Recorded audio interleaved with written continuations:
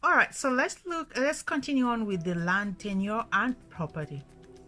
Although Tanzania is one of the least densely populated countries in Eastern Africa, control and access to produce lands has become an increasingly contentious issue. Following independence, national laws were enacted to provide the state with ownership of all lands, granting citizens use rights though short-term and long-term only through short-term and long-term leases. At the local level, however, different states of traditional tribal laws pertain. Since the demise of socialism and the penetration of the market economy, customary or tribal claims of land have clashed with the national laws. Throughout Tanzania history, few customary laws have permitted women who perform the bulk of agricultural labor in the country to own land. While national laws have been modified to enable women to buy or inherit property, these changes challenge and are often overruled at the local level by customary laws. Many analysts believe that enhanced access to and control of land by women would result in a significant increases in agriculture production. Let's look at the commercial activities. Agriculture and manufactured products are sold both at retail and wholesale. The informal economy in Tanzania is significant. Petty hawkers are making up the bulk of traders. Second-hand clothing, household goods, cloth and foodstuffs dominate an informal trade. Forced licensing and taxation of small-scale business people has caused some friction between the government and citizens, leading on multiple occasions to demonstrate and local resistance. Okay, we'll carry on to the major industries. Most of the industrial production is geared towards local commodities. Important industries include food processing and the manufacture of textiles, alcoholic beverages, and cigarettes.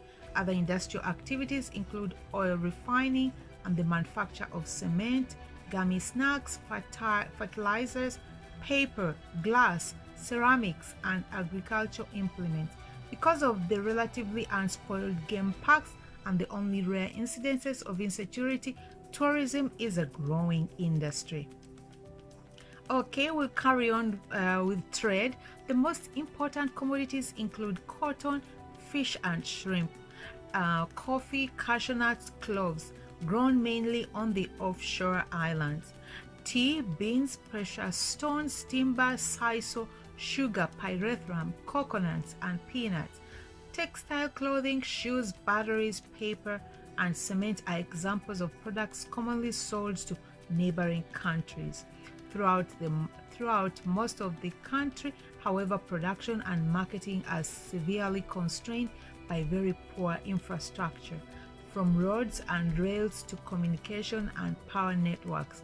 During the socialist period, many products of inferior quality, from hardware to bicycles, were imported from China and other socialist countries. Today, a much wider variety of higher quality items from many countries around the world are available in shops and markets, although their high price often prohibit all but the wealthy from purchasing them.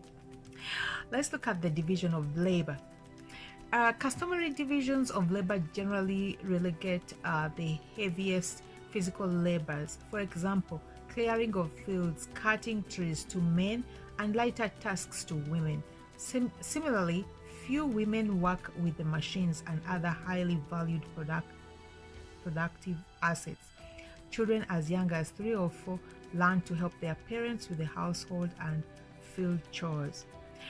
Although girls often shoulder a much greater work burden than boys, a pattern that often repeats itself as children grow into adulthood. Professional positions are usually occupied by individuals who have been to post-secondary education. Successful business people may or may not have formal education, but often have relatives, friends, or patrons who help finance and the establishment of their businesses. Okay, so we're carrying on to social stratification, classes and castes. Tanzanian society is divided along many lines. The traditional elite includes descendants of kings and paramount chiefs who after independence lost their traditional titles. The modern elite includes many individuals in the government, successful business people, and highly educated individuals. With the advert of HIV/AIDS epidemic and the decrease in social services, the poorest families are no longer able to care for all their children and relatives. Beggars in urban areas and street children have become more visible and are often victims of police brutality. Symbols of social stratification. Economic stratification became more pronounced during the German and British colonial periods, when certain ethnic groups or individuals who were favored for particular physical traits or skills were able to profit from a special relationship with the colonial hierarchy. Ownership of one or more automobiles, expensive hairstyles and Western clothing, large Western-style houses with modern amenities, perfect command of English and or other non-native languages, and frequent travel are all markers of the upper classes. At the other extreme, many of the poorest Tanzanians are severely malnourished and clothed in rags, living constantly on the edge. The market economy has encouraged individual success, proliferation of Western goods, and systematic corruption, causing the gap between the rich and the poor to widen even further. Let's get into the political life. Government. Modeled after the government of Great Britain, the United Republic of Tanzania developed a parliamentary system of government soon after independence. The highest positions include the President, Prime Minister, and Chief Justice. A term limited to the presidency was set at 5 years in 1984. In addition, 2 vice presidents were established to balance power between the mainland and Zanzibar.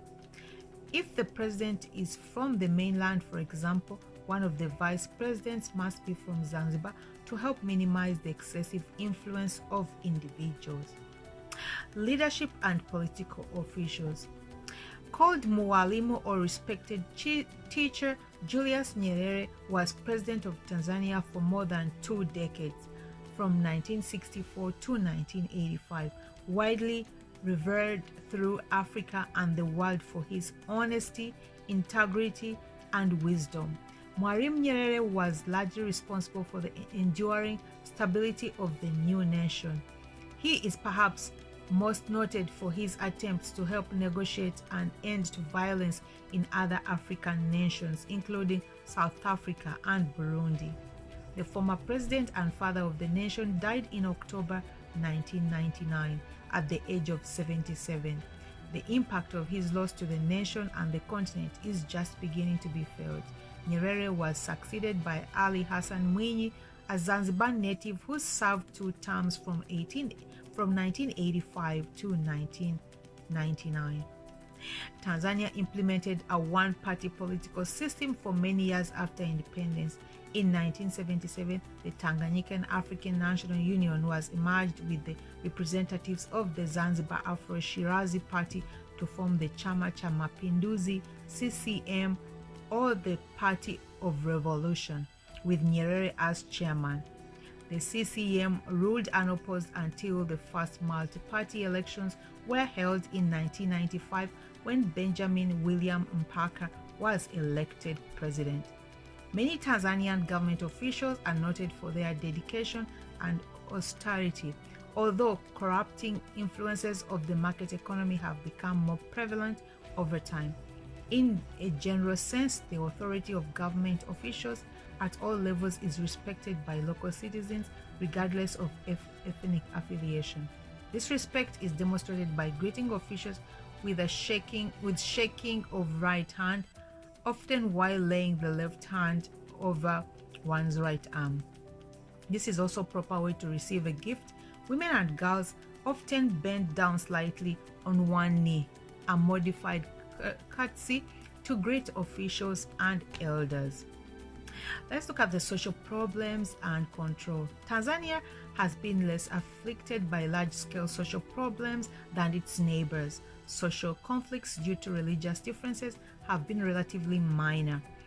Although recent tensions between Muslim and Christians threaten to destabilize the unity between Zanzibar and mainland, on the 7th August 1999, terrorist bombings of the American embassies in Dar es Salaam and Nairobi, Kenya, killed 81 people and injured hundreds more. Although the individuals responsible have not yet been identified, it's been suggested that organized Muslim fundamentalists outside of Tanzania may have planned the attack. In addition, there is a long-standing tension between Asians, such as, for example, Indians and Pakistan, who own most of the businesses in Tanzania, and indigenous Tanzanians. Theft is a serious social problem, especially in large cities and towns.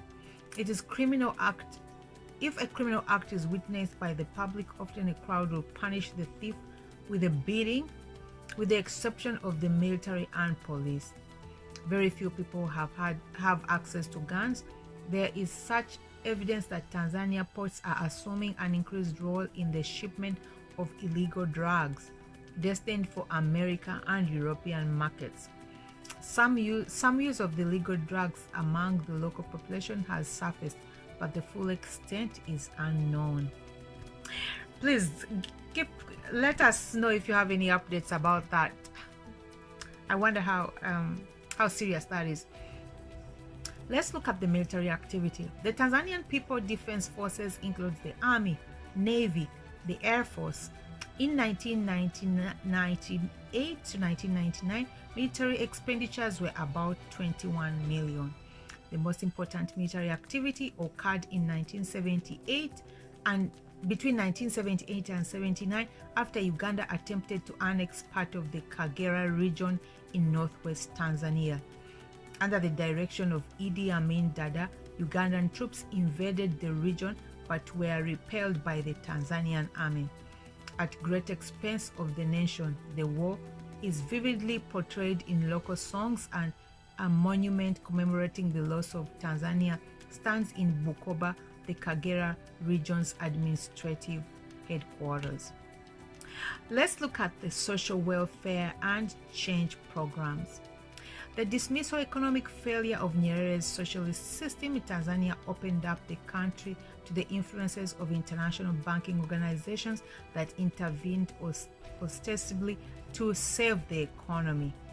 Loans to rebuild the economy after the socialist period were conditioned upon cost-cutting structural adjustment programs that severely reduced the size of the government as well as the number and quality of social support programs.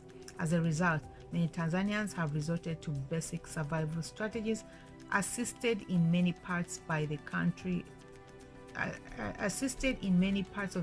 by foreign aid programs and church organizations. Let's move on to the non-governmental organizations and other associations. With the support of several Scandinavian countries, the high level of development assistance in Tanzania began in the 1970s and in the 1980s, and spawned a dramatic growth of non-governmental organizations. Many of these collaborate with international organizations like the United Nations and the International Committee of Red Cross for instance, and US and European private voluntary organizations such as CARE, Catholic Relief Services, Save the Children, Doctors Without Borders, for example, to implement a wide variety of projects in health, water, sanitation, agriculture, micro-enterprise. Dozens of humanitarian aid programs which rely on the availability and expertise of local NGOs. Support an estimated 800,000 refugees currently in Tanzania who fled conflict and political instability in the Democratic Republic of Congo, Rwanda, and Burundi. NGO staff positions provide a very important avenue of employment for highly educated Tanzanians who are finding it difficult to secure civil service positions in government, downsized by structural adjustment. Increasing NGOs are competing with one another for a limited development and relief funds. Let's move on to the gender roles and status. A division of labor by gender. In many rural areas of Tanzania, tribal customs advocate a gender division of labor. Women and girls take care of the household chores, small children and livestock, and plant and weed the agricultural fields. Men prepare land for cultivation, care for large livestock, market produce, and make the important financial and political decisions for the family. As a girl and women throughout the country have gained access to more informal education, however, they are challenging the customary division of labor. Similarly, where conditions of extreme poverty obligate male heads of households to migrate in search of work, women in these communities have taken over some of the hard physical labor. In many modern households in Tanzania, wives and husbands are challenging and questioning one another's changing roles. The disruption effects of alcohol abuse, AIDS, and materialism have also placed great strains on relationships within and along families. Let's look at the relative status of women and men. Among the lower socioeconomic strata, with few exceptions, women have a lower standard of living than do men. Generally speaking, boys are valued more than girls. Only women descended from ruling tribe families, successful business women, or women politicians enjoy privileges equal to that of men. Among the formally educated, there are conflicts between husbands and wives regarding the appropriate roles and responsibilities of each. When an activity undertaken by a woman becomes successful, her husband or male relative will try to take control of the activity or the money it has generated, especially in rural areas. Okay, let's look at marriage, family, and kinship. Traditional systems of social organization are still great significance in the daily lives of Tanzanians.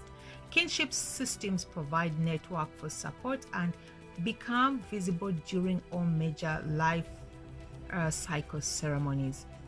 Marriage. In general, traditional marriage customs vary by ethnic group. The practice of clan exogamy or marriage outside of the clan or group is typical. However, of almost all ethnic groups, traditional customs call marriages to be arranged by parents of the bride and the groom. Although such arrangements are becoming less common, particularly in urban settings.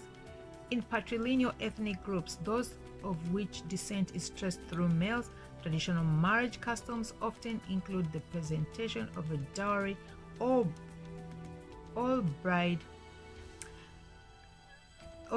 price to the wife's family by the bridegroom.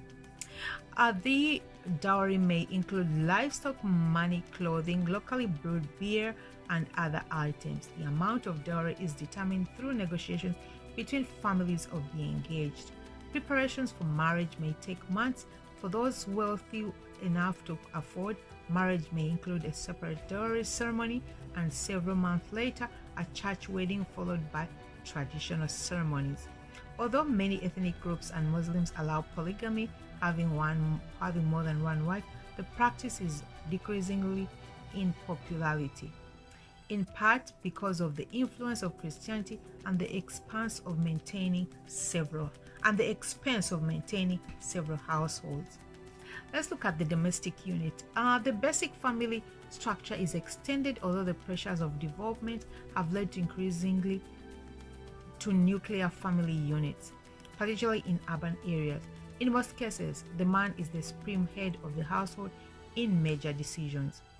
A wife earns respect through her children and indeed is not considered to be fully mature woman until she's given birth to a healthy child. In most ethnic groups, she is recognized by her eldest child's name and called, for example, Mama Charuzi, after her eldest child of the same name. Children eat separately, often with their mothers. The market economy has placed significant pressure on the stability of domestic unit and the extended family. Education, Educated, wealthy families are often called upon to provide resources to other family members for their education and general welfare. In other areas, death due to HIV/AIDS have replaced traditional strain on the extended family. Let's check out the inheritance. Tanzania laws of inheritance, according to ethnic group, there are significant differences between national and customary laws of inheritance, which are settled in the court system. Generally speaking, boys and men are favored over girls and women in customary ethnic laws, in part to keep the clan holdings together. When a woman in patrilineal ethnic groups marry in Tanzania, they tend to live with or near their husband's family. Nevertheless, the customary subdivision of land holdings, even just among sons, have already led to serious fragmentation of land in areas where arable land is scarce. In some groups, widows and divorcees are not adequately provided for through customary laws and must fend for themselves or be cared by their children. This discrimination is being challenged by lawyers, affected individuals, and organized groups. Let's look at the kin groups. Clanship systems are common in most ethnic groups. While the majority of the ethnic groups are patrilineal, recognizing descent through male ancestors, there are some matrilineal groups where descent is traced through females. In Tanzania, the Kanguru in east central part of the country, for example, in practice, the structure and the function of clans differently. I beg your pardon. In practice, the structure and function of clans differs significantly from one ethnic group to another. In some cases, they form well-recognized groups, while in others, they are dispersed. In general, an elder or group elders is often responsible for settling disputes within the clan and for conducting various ceremonies to venerate the ancestors. Okay, we're carrying on to socialization, infant care. Throughout the nation, children are raised with a strong influence of parents as well as close relatives and neighbors. Using a kanga or brightly colored rectangular cloth with elaborate designs, mothers carry babies close to their bodies in a sling, even when working in the fields, at home, or in the shops. An essential multi-purpose item of a woman's apparel. The kanga can also be used as a shawl, head cover, skirt, or dress. Daughters of very young ages begin helping their mothers care for their young siblings. Child rearing and education. Until the age of 5 or so for boys and until adolescent for girls, children have the most contact with their mothers, sisters, and other female relatives. Both boys and girls attend schools if the parents can afford the fees. If there is not enough sufficient money for both to attend, the boy is usually favored and the girl remains home to help her mother until she gets married and moves away. Students are supposed to respect their teachers, and corporal punishment is still practiced in Tanzanian schools. Among some ethnic groups, puberty ceremonies for boys and girls are practiced, marking the transition to adulthood. Such elaborate ceremonies involve circumcision of boys and several kinds of genital surgery on girls. Unsterile surgical procedures performed on girls may have severe health consequences. Development programs have recently begun to make more use of performing arts to deliver public service message about HIV/AIDS prevention and the importance of breastfeeding, for example. Higher education. As fees for schooling have risen, families are finding it difficult to send their children to secondary schools. The wealthy send their children to boarding schools, both within or outside the country, although they worry that the materialistic influences of the modern world and lack of family supervision will negatively influence their children. Okay, we're moving on to Eric. Tanzanians are proud of their disciplined upbringing. The ability to keep control of one's temper and emotions in public is highly valued. Young men and women in rural areas are not supposed to show mutual affection in public in daylight. Although this rule is often broken in urban centers, boys and girls, however, are commonly seen in public holding hands as a sign of friendship or camaraderie. In many camaraderie. In many rural areas, women are not supposed to smoke, talk in a raised voice, or cross their legs while sitting or standing. Traditionally, elders are honored and respected by the rest of the community, although the youth are increasingly challenging such customs as arranged marriages. Although the use of silverware is increasingly, traditional customs prescribe eating of foods including rice and meat sources with the right hand. Children who attempt to eat with their left hand are disciplined appropriately at very early ages. The custom is related to the perceived symbol of purity of the right hand, compared to the left hand, which is often used for cleaning after using the bathroom. Let's look at the religion. Religious beliefs. Religious freedom is a virtue that has attributed to Tanzanians' long, relatively peaceful history since the nation's independence. All religious holidays receive equal public recognition. Many world religions played a part in the nation's history. Islam began to be practiced as early as the 12th century, when Arab traders set up posts along the coast on the Zanzibar and Pemba Islands. The influence of Islam and Arab culture is strongly reflected in the Swahili language. Arab traders brought their religion to some interior settlements, but their proselytizing did not catch the impact of Christian missionaries during the German and British colonial periods in the first half of the 20th century. Long before the influence of Islam or Christianity, indigenous belief systems shaped the cosmology of each ethnic group. The influence of these beliefs is still strong. They are often practiced alone or alongside other major religions. Virtually 100% of the people of Zanzibar are Muslim. On the mainland, about 40% are Christian and 35% are Muslim, and 20% follow indigenous religions. Among Asian minorities, a Hindu, Sikh, and Buddhist faith are practiced. Christian sects include Catholics, Lutheranians, Anglicans, Baptists, Presbyterians, and Orthodox. Both Christian and Islam religions provide access to educational opportunities and often to some of the best medical care. Wealthy Muslims make their pilgrimage to Mecca, but this is a minority of the overall Muslim population. Religious holidays include Christmas, the 25th, Good Friday, Easter, Eid ul-Fitr, Islamic New Year, the Prophet's birthday, all of which fall in different dates each year. Eid al-Fitr is a Muslim festival and public holiday that's celebrated on the sighting of the new moon at the end of the calendar year. The exact date varies according to the new moon's position.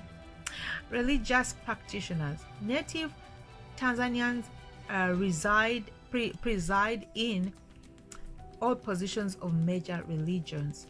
In indigenous belief systems among some ethnic groups, certain people assume religious functions that often include healing. These indigenous religious practices differ significantly according to the ethnic group. For example, in some cases among the Haya, the Omofumo or healer in the Kihaya language uses herbs and spiritual power to diagnose and cure illnesses. Acting spirit mediums and the Wanze or ancestors or old ones in Swahili, come in the Omofumo's head and speak through him or her. The Manze have the ability to travel great distances and bring about a therapeutic cure, such as the recovery of stolen objects or even success in soccer matches. In some parts of the country, an indigenous religious practitioner such as the Omofumo in parts of northwest Tanzania will survey a football or soccer field before a match to move any object replaced there to influence the course of the game by an opposing team. Death and afterlife. Death is part of the daily life of Tanzanians. In regions hit hard by the HIV epidemic, families are often not able to afford the time or resources to follow traditional mourning and burial customs which differ by religion and ethnic groups. Among many ethnic groups, the ancestors assume an extremely important role. Ancestors' spirits are remembered through various rituals and are believed to exert significant influence on daily life. For example, at drinking occasions, some people pour a small libation of beer into the ground in respect of the ancestors. In other cases, a small vessel of beer is left in a special location as an offering for the ancestors. In still other cases, sacrifices of a chicken, goat for example, are made to the ancestors in ceremonies that vary according to ethnicity. Okay, let's check out the medicine and healthcare. Similar to people in other poor tropical nations, Tanzanians are challenged by numerous health problems, including parasitic, intestinal, nutritional, venereal, and respiratory diseases. In the mid-1990s, life expectancy at birth was 43 for men and 45 for women.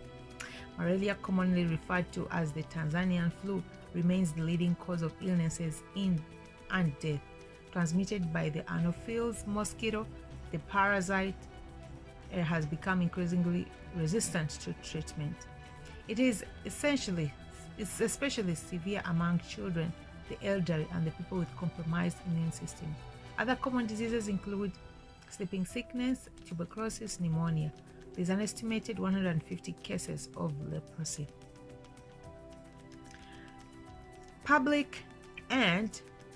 Let's look at the public health problems that have been exacerbated by the nation's poverty, which makes proper food storage and provision of adequate waste disposal and safe drinking water difficult to achieve.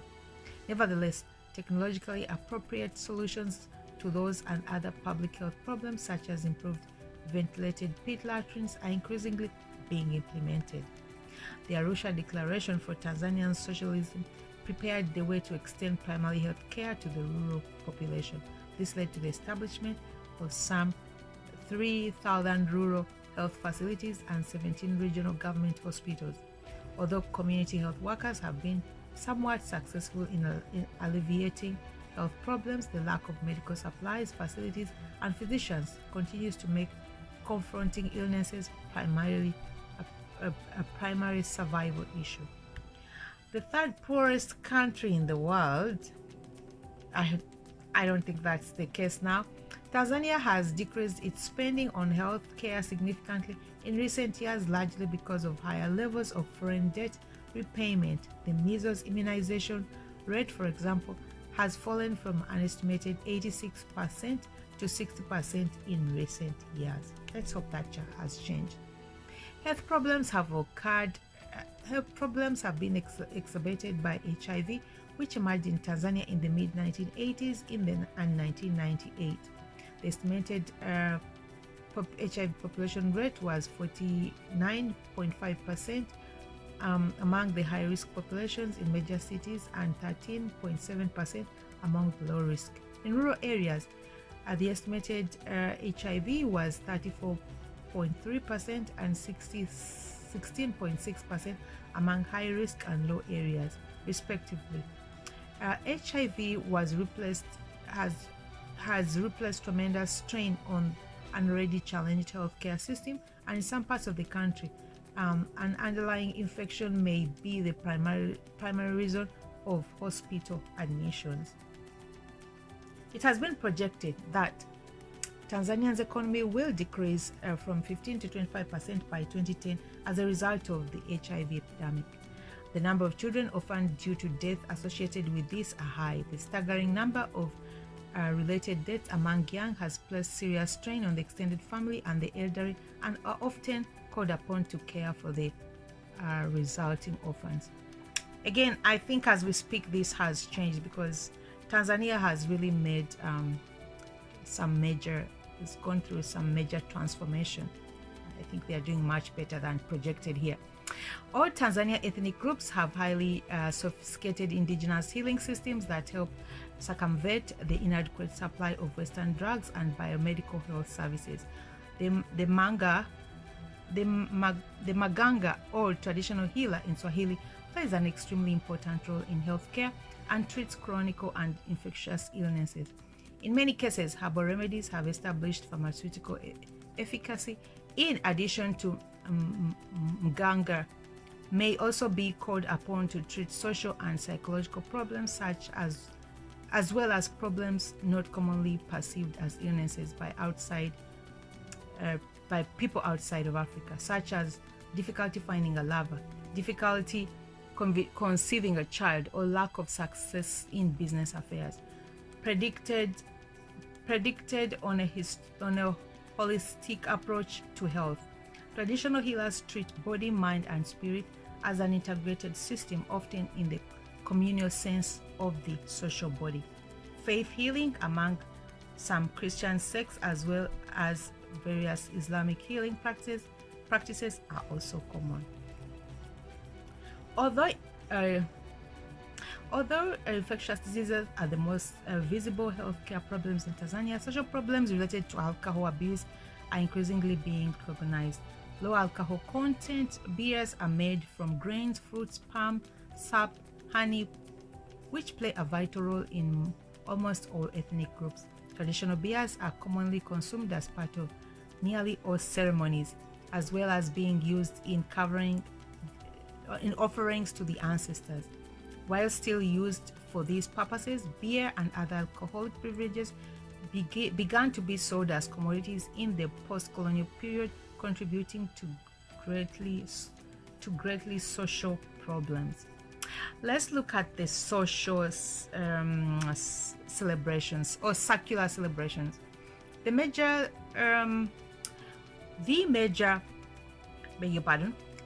state holidays are New Year's, the Zanzibar Revolution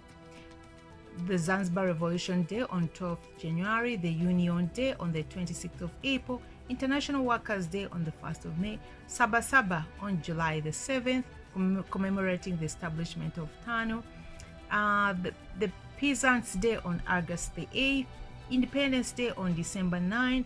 All holidays are celebrated with large amounts of food and alcohol at the appropriate time. The middle class use days off to take outings with their families, watch soccer matches, or travel to see relatives. The arts and humanities. The formal development of the humanities and arts in Tanzania has been constrained by severe lack of government and private funding. Tourists, the local elite, and expatriates support most of these fine artists. Foremost among them are the Makonde ebon carvers. While not as well known as Congolese or Senegalese singers, Tanzanian musicians are beginning to make their market in the music world. That's true. Tanzanians have great music. Literature. Because of most of the local languages in Tanzania are expressed orally rather than written, like little other than dictionaries and collections of idioms and fables collected by missionaries or local and foreign researchers have been published. The national language of Kiswahili, however, has a very old and rich history. Stories, novels, poetry, epics, textbooks, children's literature, and the historic treatises are widely available around the country. The graphic arts. A thriving tourist industry supports thousands of artisans in Tanzania, the most famous being the Makonde covers of ebony from the extreme southeast corner of the country. Other tourist items include paintings, greeting cards of landscapes, local people, wildlife, intricately woven baskets, soapstone ceramic, the malachet, carvings, and jewelry, woven or printed wall hangings, the decorative and functional objects formed from banana leaves and coconut hulls. Performing arts. Individual tribes are characterized in part by distinctive theatrical performances, dances, and music. For example, the snake dance performed by the Sukuma people in the north-central part of the country. Some of these groups are invited to Dar es Salaam to honor the president, ministers, and foreign dignitaries. Occasionally, private or state funding is found to send them to foreign capitals to perform.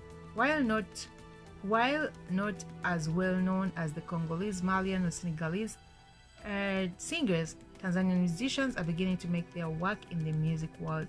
Theater, dance, and music skits on radio and television are being used by churches, state agencies, development organizations to relay public service messages about such topics such as AIDS, corruption, vaccination campaigns, and contraceptives. Let's look at the state of physical and social sciences. This is going to be our very last one. Lack of funding has also constrained the development of physical and social sciences in Tanzania, like Makerere University in Uganda.